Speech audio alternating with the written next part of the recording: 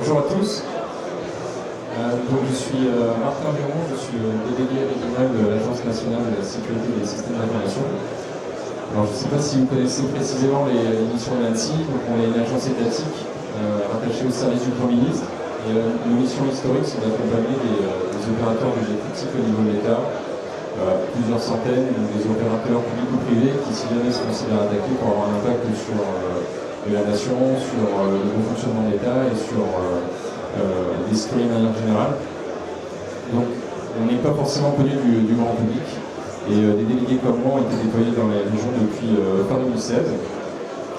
Et nos missions, lorsqu'on est dans les territoires, va un peu au-delà des opérateurs budgétiques. On va accompagner aussi des collectivités, de grande taille, des moyennes, voire des petites selon les cas, également des PME, voire des TPE dans un certain cas.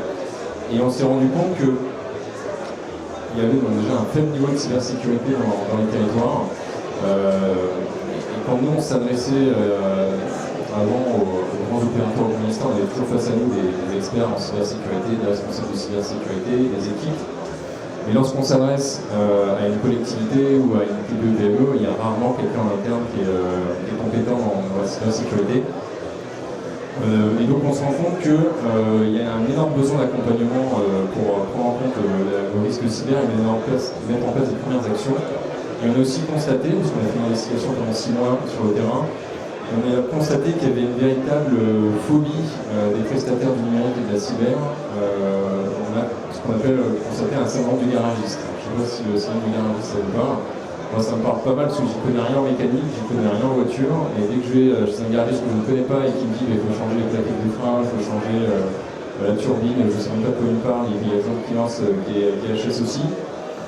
Moi je comprends très vite rien envers mon garagiste. Mais dans la cyber c'est pareil. Lorsqu'on vient une entreprise, sécurisez-vous, mettez en place un EDR, un pare-feu, comment vous gérez vos logs, etc. Ils ne comprennent de suite plus grand chose. Donc ils ont du mal à aborder le sujet de la cybersécurité, à mettre en place des premières actions avec des prestataires. Et on a également constaté dans les territoires, il y avait beaucoup de personnes qui œuvrent dans la cybersécurité. Il y en a déjà plusieurs présents ici dans les stands, qui sont prêts à accompagner leur écosystème, mais cette phobie les empêche d'aller un peu plus loin avec leurs prospects ou leurs clients. Donc, du coup, à l'agence, on s'est dit qu'il y a peut-être quelque chose à faire, on va peut-être créer un nouveau dispositif. Et donc ce dispositif, c'est Mon Aide Cyber. Donc Mon Aide Cyber, il a vraiment pour objectif d'aider les entreprises et les collectivités à passer à l'action et à mettre en place des premières mesures de cybersécurité. Donc c'est pas forcément adapté pour toutes les entités. Nous, notre cible, c'est vraiment les entités qui démarrent, qui se sentent un peu novices, qui sont un peu perdus, qui ont besoin de dégrossir le sujet de la cybersécurité, comprendre le phénomène et par quoi commencer pour établir un premier plan d'action de la cybersécurité. Donc c'est pas forcément un service qui va s'adresser aux grands acteurs qui ont déjà des équipes de cybersécurité et de la compétence en interne. Nous, notre cible, notre cœur de cible, ce sont les entités qu'on a jugées novices. Et peu importe la taille, nous on a constaté que Mon Aide Cyber peut être adapté à des collectivités de plus de 40 000 habitants qui n'avaient rien mis en place en cybersécurité. Et des fois, ça n'apporte pas grand-chose, alors qu'il y a déjà quelqu'un en interne, et on a déjà vu des collectivités de 5 000 habitants bien mieux sécurisées que des grandes agglomérations. Donc c'est vraiment les entités qui n'ont pas encore investi en interne dans la cybersécurité. On a constaté pendant l'investigation que les entités qui ont un faible niveau de cybersécurité ne sont pas capables de s'auto-diagnostiquer, elles ne sont pas capables de dérouler un questionnaire de manière autonome, parce qu'elles ne comprennent pas forcément les questions et elles ne vont pas forcément comprendre les sous-réponses proposées et ni comprendre leur institution. Donc tout l'enjeu avec Mon Aide Cyber, c'est qu'on va mettre en relation des personnes qu'on appelle des aidants, qu'on va former, qu'on va outiller au travers d'un service numérique pour dérouler ces diagnostics accompagnés auprès de nos différents bénéficiaires. Les entités nous disent également qu'elles n'ont pas beaucoup de temps. Elles n'ont pas beaucoup de temps, pas beaucoup de ressources non plus pour investir longuement dans la cybersécurité. Donc pour démarrer, on propose un plan dispositif d'1h30 maximum. Donc le diagnostic ne va pas forcément être exhaustif, mais ça va leur permettre de vraiment dégrossir le sujet et voir les principaux axes d'amélioration à mettre en place.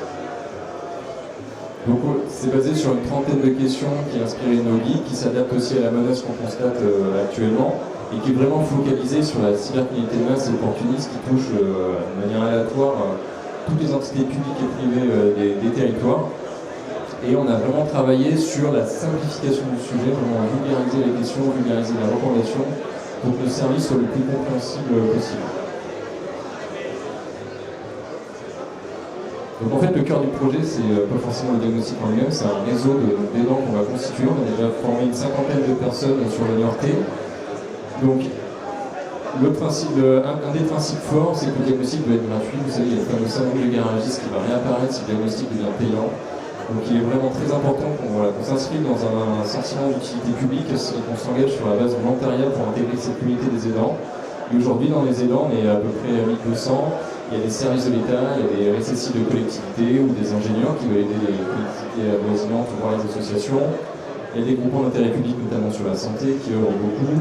Et aussi toutes les associations, donc le campus cyber en Nouvelle-Aquitaine, les projets de centres de réponse à incidents, et des opérateurs de public de services numériques. Et également des sociétés privées, on offre la possibilité à des prestataires d'inclure Monnaie Cyber dans leur catalogue de services, à condition de respecter le principe de notre charte, qui rappelle notamment la notion de gratuité sur le diagnostic, et avoir mené aussi une formation avec nous, et on en mène assez souvent en Nouvelle-Aquitaine, et à Lyon on a déjà mené 2 formations, donc pourquoi pas une 3e bientôt. Je ne vais pas aller dans le détail de la charte, elle est accessible sur notre site, qui rappelle les principes fondamentaux, donc l'obligation de neutralité, et aussi le fait de ne pas faire de démarchage commercial direct pendant le diagnostic. Le temps du diagnostic doit être neutre, sinon, une nouvelle fois, le syndrome du garagiste apparaît. Donc vraiment, suivre le service numérique de diagnostic que je vais vous présenter juste après, et ne pas être trop agressif commercialement, et plutôt attendre à la fin du diagnostic. Si l'entité souhaite être accompagnée par son diagnostiqueur, évidemment, on ne ferme pas la porte. Encore vraiment que le temps du diagnostic soit vraiment respecté et le plus neutre possible. Donc on a un projet qui a été créé en début d'année, qui a été expérimenté en Nouvelle-Aquitaine. Donc on a déjà mené plus de 1000 diagnostics et plus de 1100 aidants ont été formés, y compris dans les Grand-Com. Et on a des partenariats aussi avec la gendarmerie et la police pour utiliser le même service de diagnostic. Et aussi donc, la CNIL qui pourrait faire rayonner le service et également cybermalveillance. Et d'autres partenariats qui sont prêts à être activés une fois que le projet sera lancé officiellement au niveau national et qui s'améliorerait dans quelques mois en novembre. Alors, très rapidement, puisque mon temps est compté, quelques maquettes du service. Donc une fois que vous serez formé, vous aurez accès à ce site-là. Vous pourrez vous connecter. Donc là, vous arrivez à votre espace. Donc ça, c'est une version qui n'est pas encore en ligne. Aujourd'hui, l'espace est encore un peu plus simpliste. Mais vous pourrez mener vos propres diagnostics.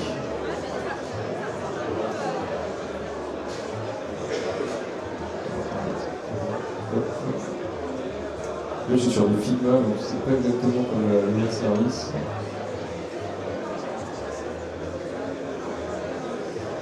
Donc la possibilité d'accepter ou décliner son diagnostic.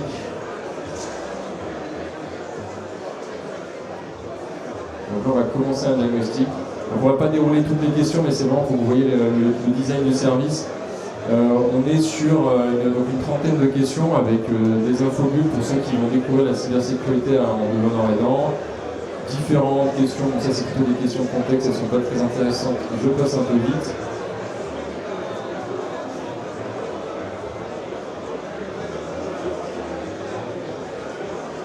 Donc après, on est généralement sur un format de questions où c'est, avez-vous déterminé des premières activités à protéger en priorité? Je ne sais pas, non, j'ai fait un peu, oui, j'ai fait.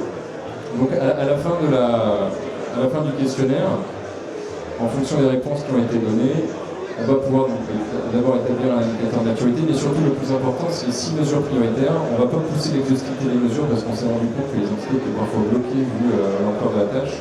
Donc on leur priorise des mesures. Donc s'ils ont répondu un peu, on va leur proposer d'aller un peu plus loin. S'ils ont indiqué qu'ils n'avaient rien fait, on leur dira de faire un peu. Donc après on a une espèce de lunette qui va en fonction des priorisations qui ont été données sur chaque thématique et sur chaque question. Et s'ils ont fait un petit peu ou s'ils n'ont rien fait, on va leur proposer une liste priorisée et personnaliser des mesures. Avec la mesure de pourquoi la mettre en place, comment la mettre en place, avec des renvois vers des ressources si elles existent. Et on va aussi profiter du temps de la restitution pour lui partager des ressources et des liens vers des dispositifs complémentaires, le centre de réponse à incident, le parcours d'accompagnement de cybermalveillance, comment déposer une plainte. Alors on va vraiment essayer de faciliter le travail de nos bénéficiaires sur et de la prévention et en cas de réponse à une cyberattaque, d'un dispositif orienté. Et là, on va travailler également pour que, si je suis basé en Nouvelle-Aquitaine, on me renvoie vers le centre de réponse de Nouvelle-Aquitaine, on va me renvoyer vers les ressources disponibles à la région en termes de subventions. On a un gros travail aussi pour régionaliser et contextualiser aussi nos institutions. Si je suis un établissement de santé, on pourra aussi renvoyer vers les dispositifs de l'ARS.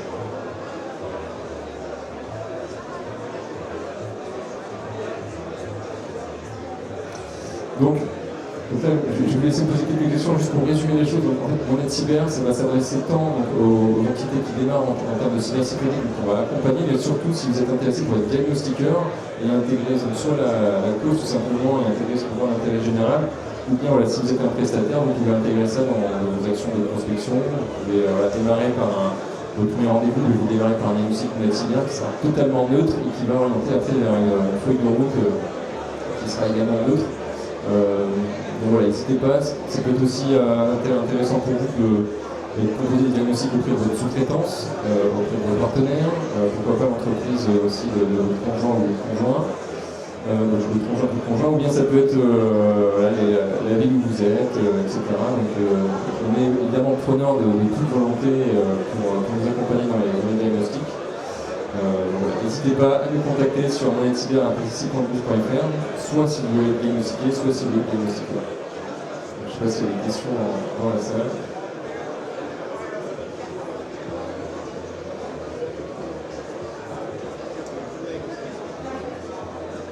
Non, c'était clair? Oui, merci.